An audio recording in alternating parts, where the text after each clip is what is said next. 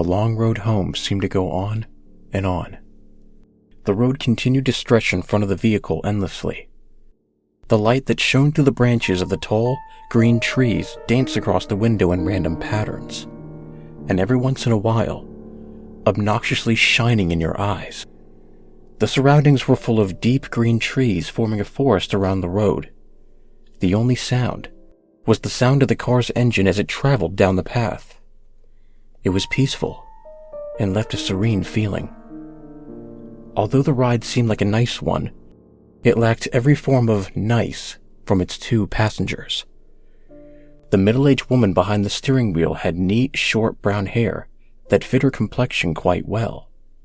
She wore a green V-neck t-shirt and a pair of blue jeans. Diamond stud earrings decorated each of her ears, which partially showed from behind her haircut. She had deep green eyes, which her shirt brought out, and the lighting seemed to make them more noticeable. There wasn't anything significant about her appearance.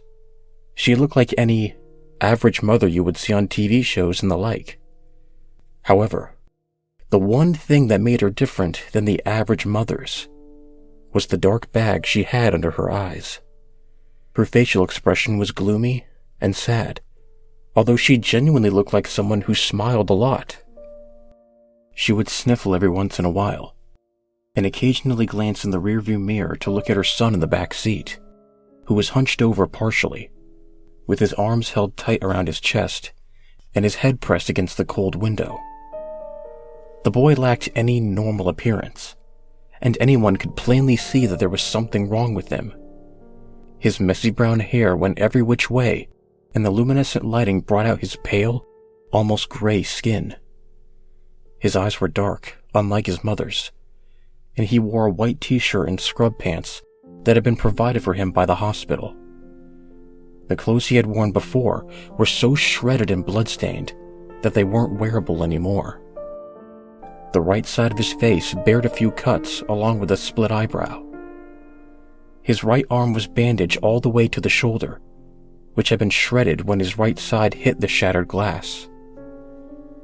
His injuries appeared to be painful, when, in reality, he couldn't feel anything. That was just one of the glories of being him. One of the challenges that he had to face while growing up was growing up with a rare disease that caused him to be completely numb towards pain. Never before had he felt himself get hurt. He could have lost an arm and felt nothing. The other major disorder he had faced, which was the one that deemed him many insulting nicknames in the short time he attended grade school, before he switched to homeschooling, was his Tourette's syndrome, which caused him to tick and twitch in ways he couldn't control. He would crack his neck uncontrollably and twitch every once in a while. The kids would tease him and call him Ticci-Toby, and they mocked him with exaggerated twitching and laughing. It got so bad that he had to turn to homeschooling. It was too hard for him to be in a common learning environment with seemingly every kid poking, more like stabbing, fun at him. Toby stared blankly out the window, his face empty of any emotion. And every few minutes, his shoulder, arm, or foot would twitch. Every bump that the car tires hit would make his stomach turn. Toby Rogers was the boy's name, and the last time Toby remembered riding in the car was when it crashed. That's all he thought about, unconsciously replaying everything he remembered before he blacked out, over and over again. Toby had been the lucky one. His sister had not been so lucky. When the thought of his sister came, he couldn't help the tears that welled up in his eyes. The horrible memories replayed in his mind, her screaming that had cut off when the front of the car was smashed in. It all went blank for a moment before Toby opened his eyes to see his sister's body. Her forehead pierced with glass shards, her hips and legs crushed under the force of the steering wheel, and her torso pushed in from the too-late inflated airbag. That was the last thing he'd seen of his dear, older sister. The road home continued on for what seemed like forever. It took so long to get home because his mom wanted to avoid the sight of the crash. When the surroundings gave way to a familiar neighborhood, they were both more than ready to get out of the car and step back into their own home. It was an older neighborhood with quaint little houses all next to each other. The car drove in front of the blue house with white window panes. They both quickly noticed the old vehicle that was parked in front of the house, and the familiar figure that stood in the driveway. Toby felt automatic anger and frustration take over him at the sight of his father. His father who wasn't there. His mother pulled the car up in the driveway beside him before turning off the engine and preparing to step out to face her husband. "Why is he here?"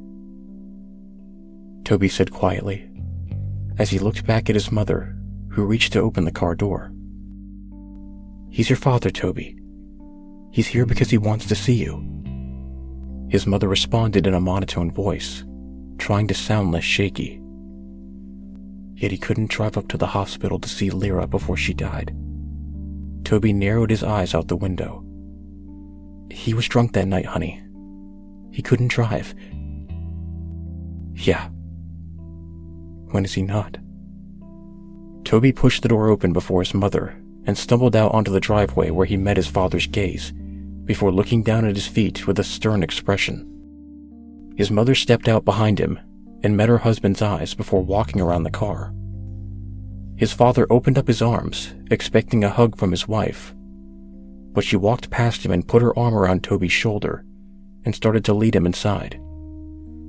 "Connie," her husband began in a raspy voice. "What, no welcome home hug, huh?" She ignored her husband's obnoxious words and walked past him with her son under her arm. "Hey, he's 16, he can walk by himself." His father began to follow them in. "He's 17.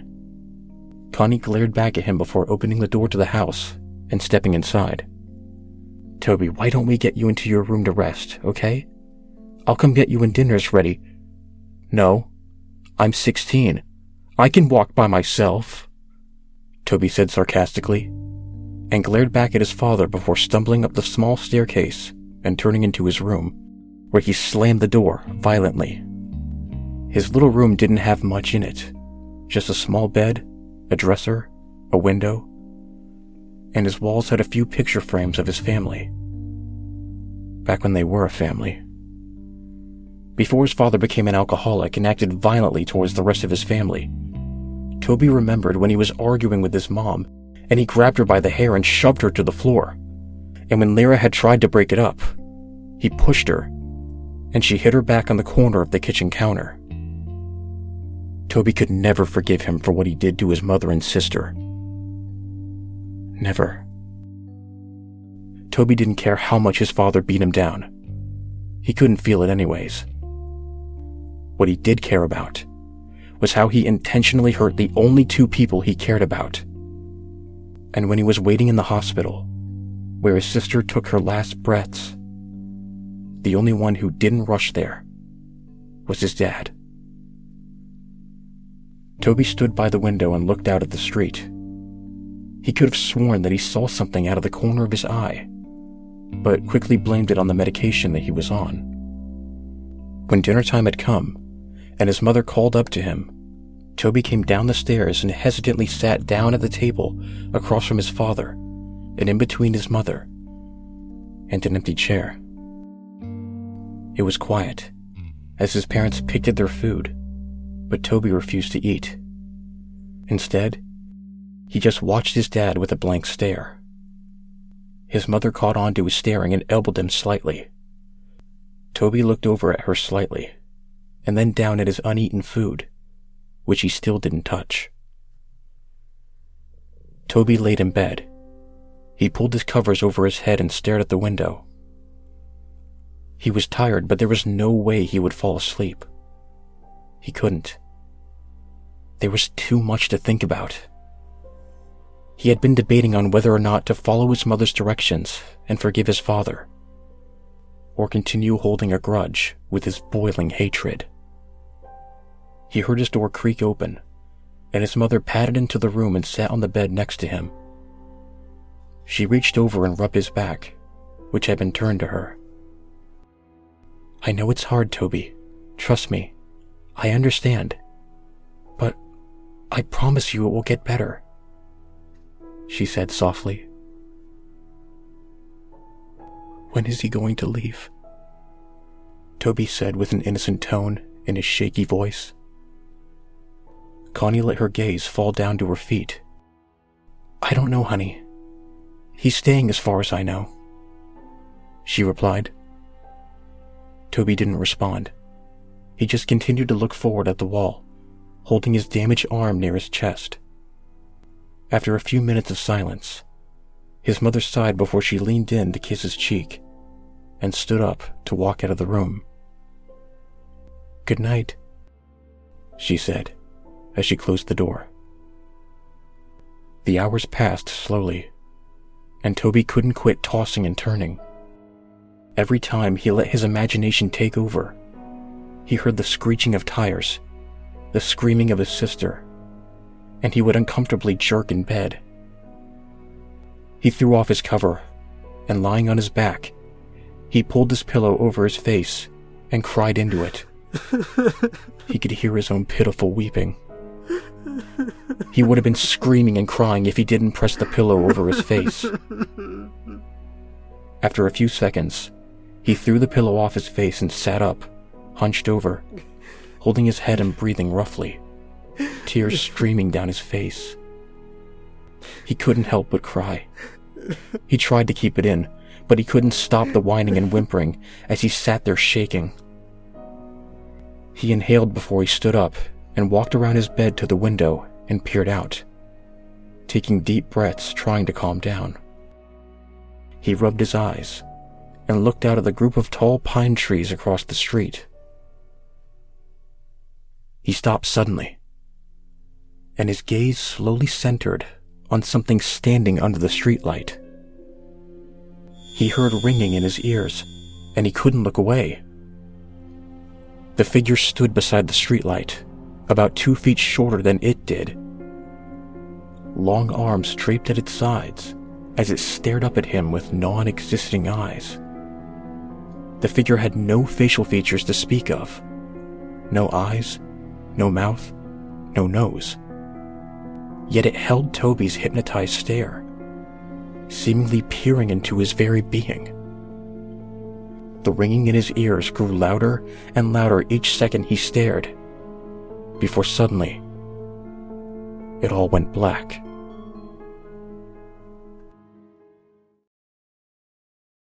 The next morning, Toby woke in his bed. He felt different. He wasn't tired at all, and when he consciously woke up, it felt like he had been lying there awake for hours. He had no thoughts flowing through his mind. He sat up slowly and stumbled over to the wall, but when he stood, he automatically felt dizzy. He stumbled to the doorway and walked down the stairs. His parents were sitting at the table. His father was tuned into the small TV that sat on the countertop, and his mother was reading the newspaper. She quickly looked over when she felt Toby's presence looming behind her. "Well, good morning, sleepyhead. You've been sleeping forever." She greeted him with a hesitant smile. Toby slowly looked over at the clock and noticed that it was 12:30 p.m.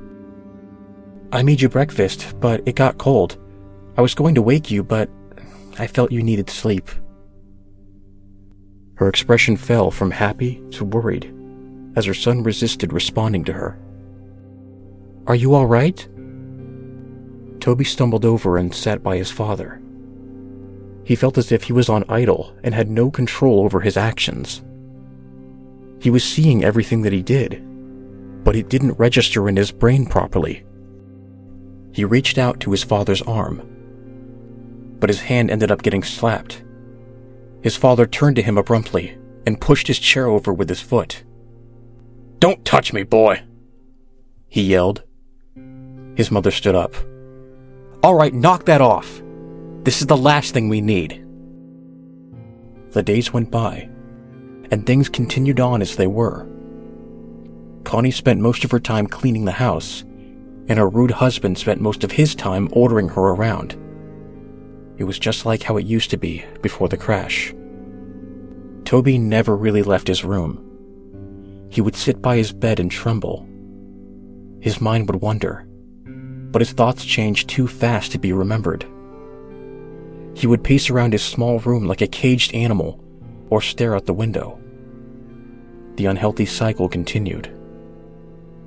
Connie continued to be pushed around by her husband, being way too submissive to him, and Toby remained in his room. Before he could think twice, he would begin to chew on his hands, tearing the flesh from his fingers.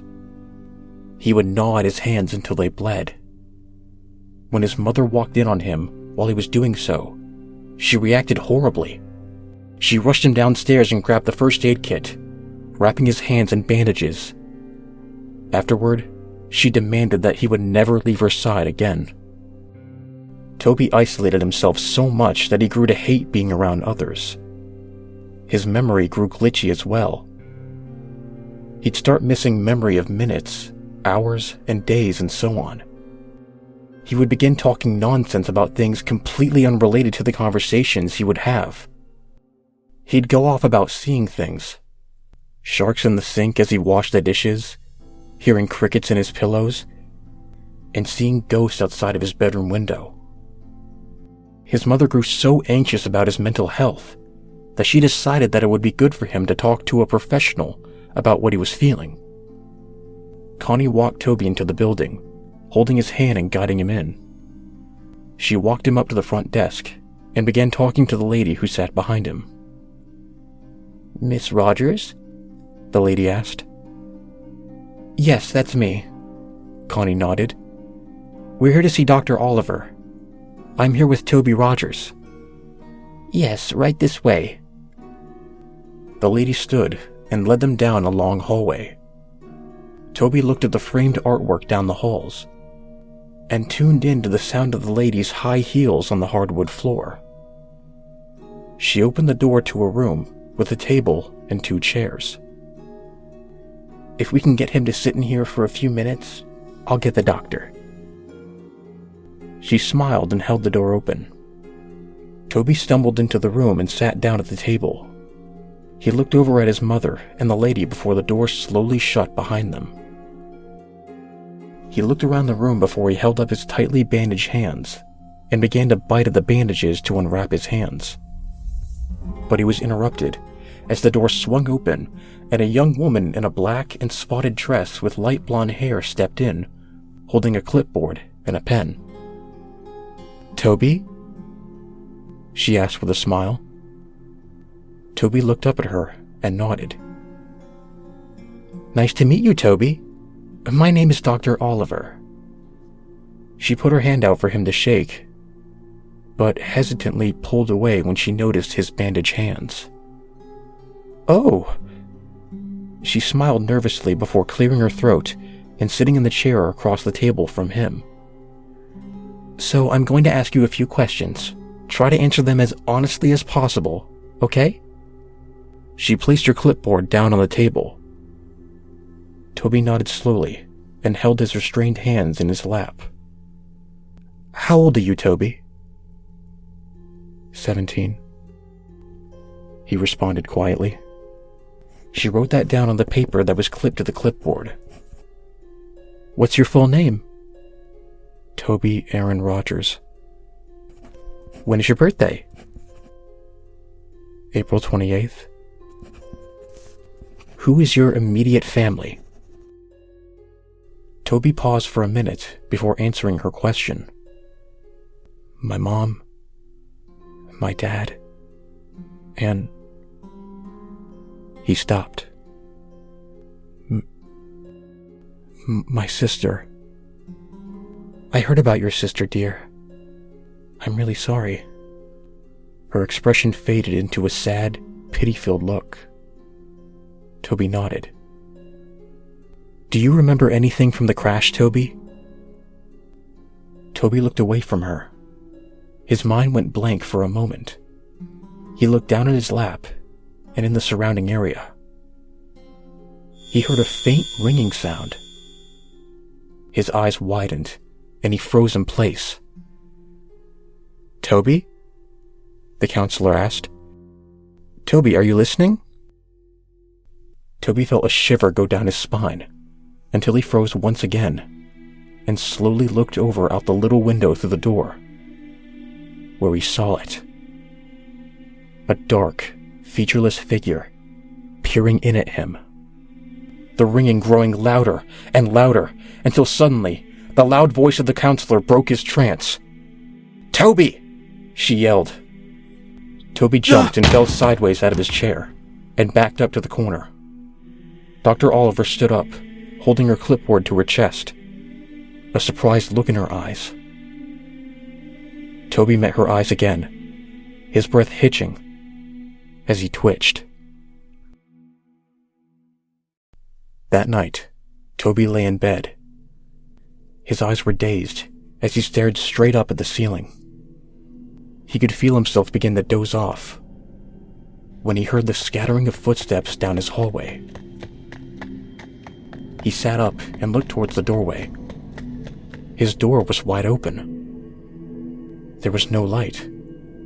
Everything was lit up by the luminescent blue glow of the moon through his window, leaving a cold lighting. He stood up and slowly made his way towards the doorway, when suddenly, the door, which previously was wide open, slammed in his face. He gasped and fell back. He was out of breath when he hit the ground and began breathing heavily, his eyes wide open.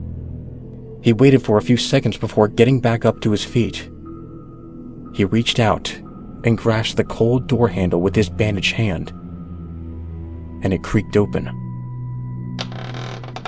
He looked out into the long, dark hallway and tiptoed out of his room. The window at the end of the hallway lit up the darkness with blue moonlight as he padded his way down. He could hear footsteps rustling around him and faint giggling followed by a pitter-patter of small feet, which sounded like a child had run in front of him, giggling and running around. The hallway was a lot longer than he remembered. It seemed endless, like the ride home from the hospital.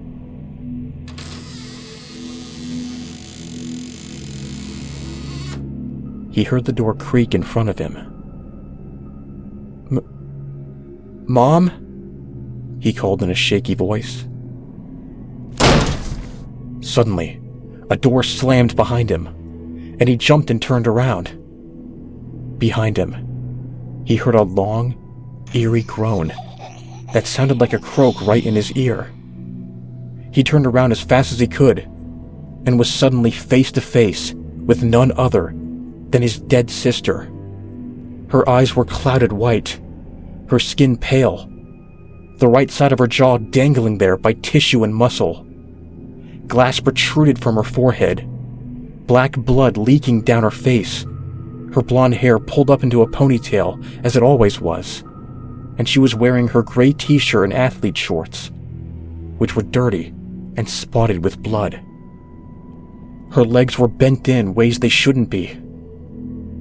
She stood, emitting a long, croaking noise, only an inch away from Toby's face. Toby yelped and fell back. Ugh! He started to crawl backwards away from her, but was unable to break the eye contact he held with her blank, dead eyes. He dragged himself backward, until he backed up into something. He stopped for a second. Everything was dead silent, except for his heavy breathing and crying. He slowly looked up to meet the blank face of a tall, dark figure. The same figure that stood over him now. behind the tall mass, were rows of children, looking to range from 3 to 10 years old. Their eyes completely black, and dark black blood leaked from their eye sockets. He screamed and stood up as fast as he could, only to be tripped by a dark black tendril that wrapped around his ankle. He fell straight onto his stomach and got the wind knocked out of him. He tried to scream, but he couldn't make a sound. He wheezed out before all of it went black. Toby woke with a start. He screamed out and sat up as fast as he could, completely short of breath. He wheezed out and held his chest with his bandaged hands. It was just a dream. Just a dream. He lay back down on his bed and rolled over on his side. It felt like a weight had been lifted off of his chest as he took in deep breaths. He stood up and padded over to his window. He saw nothing. Nobody was out there. No ghosts, no figures, nothing.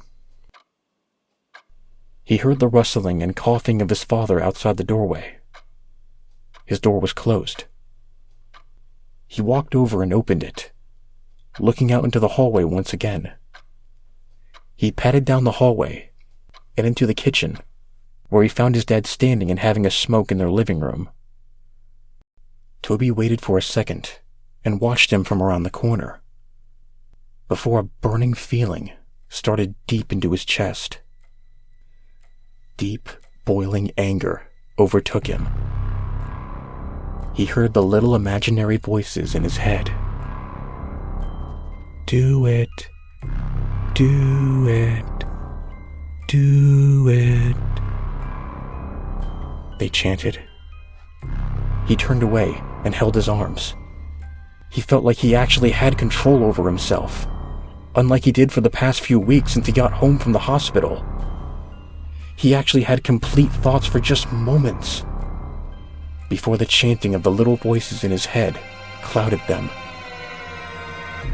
Kill him. He wasn't there.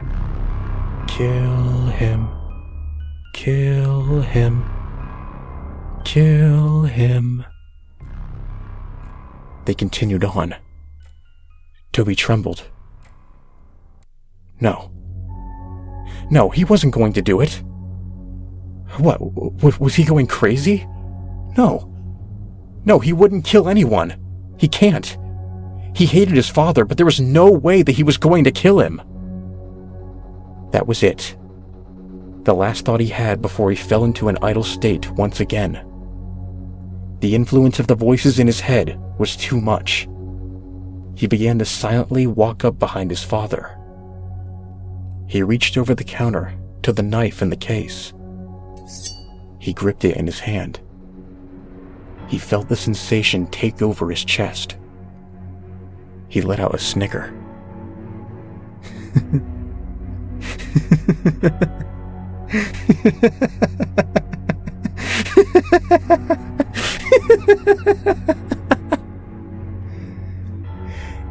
He began laughing so hard that he had to gasp for breath. His father turned around abruptly, before he felt a brute force shove him to the floor. He grunted as the air was knocked out of him. What? He looked up at the boy who stood over him, grasping the kitchen knife in his hand. Toby, what are you doing? He went to sit up and put his arms out in front of him in self-defense, but before he knew it, Toby was on top of him.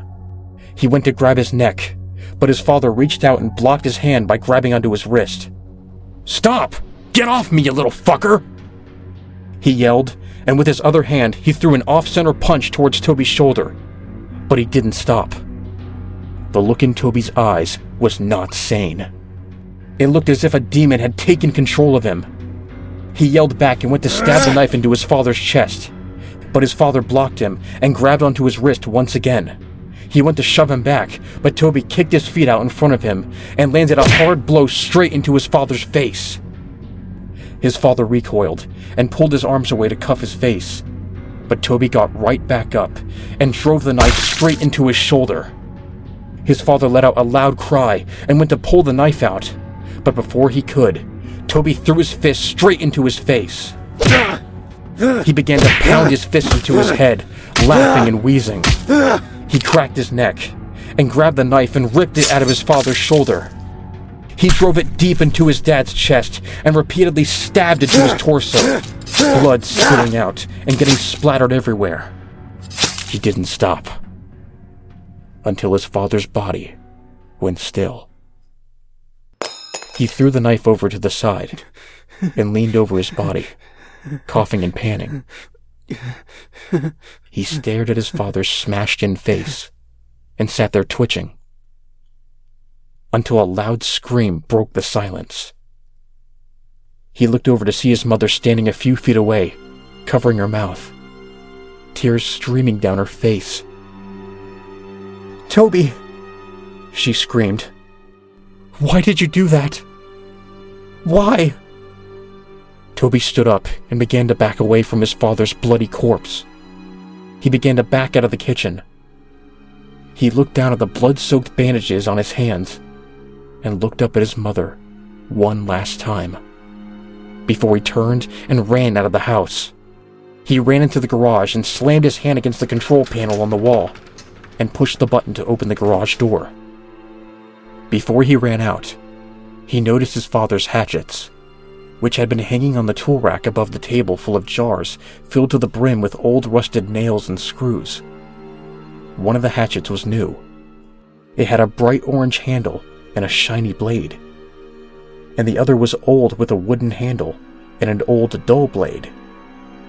He grabbed both and looked down at the table, and he saw a box of matches, and under the table was a red gasoline tank.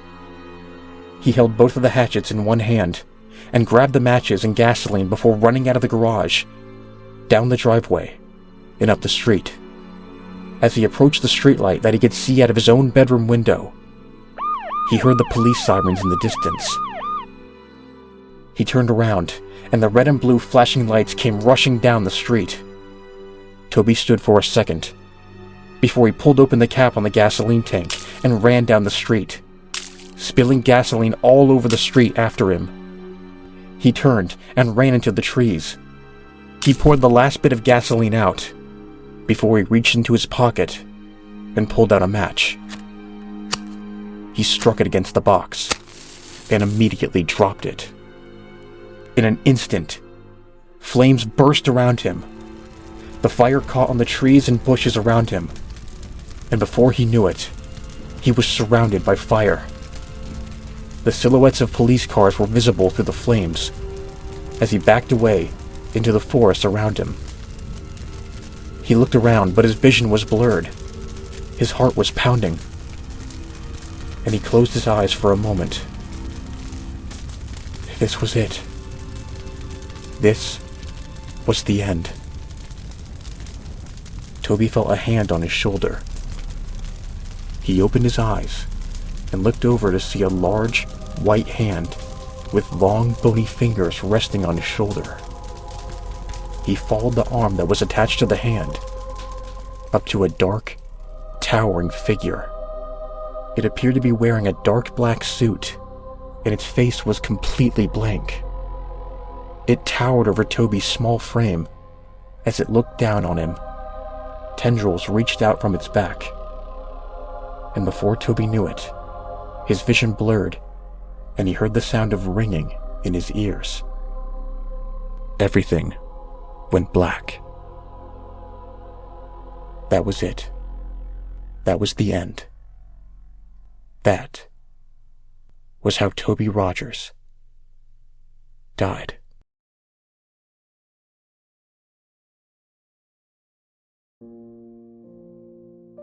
A few weeks later, Connie sat in her sister's kitchen. Her sister, Lori, sat next to her drinking a cup of coffee. About 3 weeks ago, Connie lost her husband and her son, and a few weeks before, she had lost her daughter to a car crash. Since then, she moved in with her sister, They had just finished cleaning up the case, and the story had been released 2 weeks ago. The focus of the world seemed to have shifted to completely new stories. Lori switched the TV on to a news broadcast. On the TV, the news reporter began introducing a new headline. "We have breaking news. Last night, there had been reported the murder of 4 individuals. There are no suspects yet, but the victims were a group of middle school kids that had been out in the woods late last night. The kids had been bludgeoned and stabbed to death. The investigators have discovered a weapon at the crime scene. It appears to be an old dull-blade hatchet, as you can see here." The picture changed to show snapshots of the weapon, exactly as it was left at the crime scene.